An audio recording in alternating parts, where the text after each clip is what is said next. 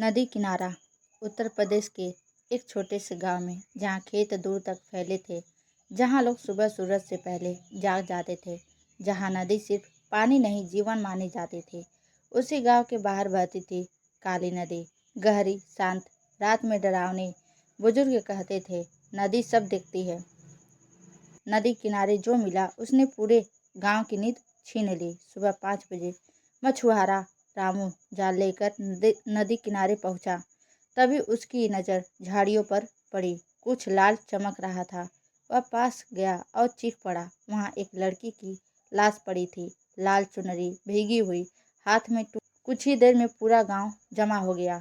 Inspector विवेक यादव मौके पर पहुंचे। उन्होंने देखा, लड़की उम्र करीब 22 साल, गले पर निशान, पैर में मिट्टी। लाश पानी में नहीं बहकर आई, यहाँ लाई गई थी। मतलब साफ था, हत्या कहीं और हुई थी। पहचान हुई।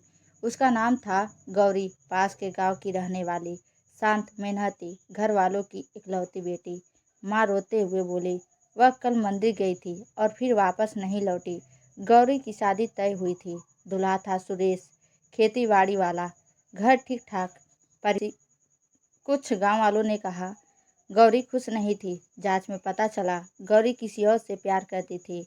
नाम था मोहन, बचपन का दोस्त, गरीब परिवार। गौरी उससे शादी करना चाहती थी, लेकिन घर वालों ने मना कर दिया। मोहन से पूछताछ हुई। वह रोते हुए बोला, हम भागने वाले थे। मैं रात नदी किनारे इंतजार करता रहा, लेकिन वह आई नहीं। सुरेश ने कहा, मेरा उससे कम ही बात होती थी, लेकिन उसके फ़ोन से डिलीटेड कॉल्स निकली।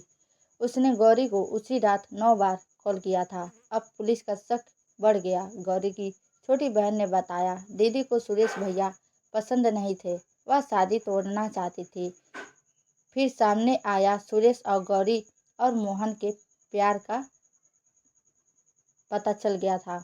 उसने गौरी को फ़ोन करके कहा, एक बार बात कर लो वरना बदनाम कर दूंगा। गौरी रात को चुपचाप घर से निकली।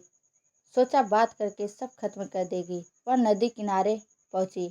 सुरेश पहले से मौजूद था। उसने कहा, या तो मुझसे शादी करो या किसी से नहीं।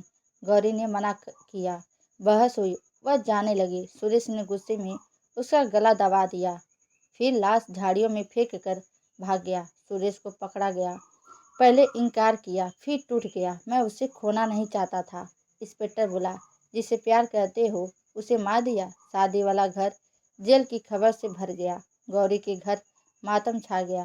मोहन गांव छोड़कर चला गया।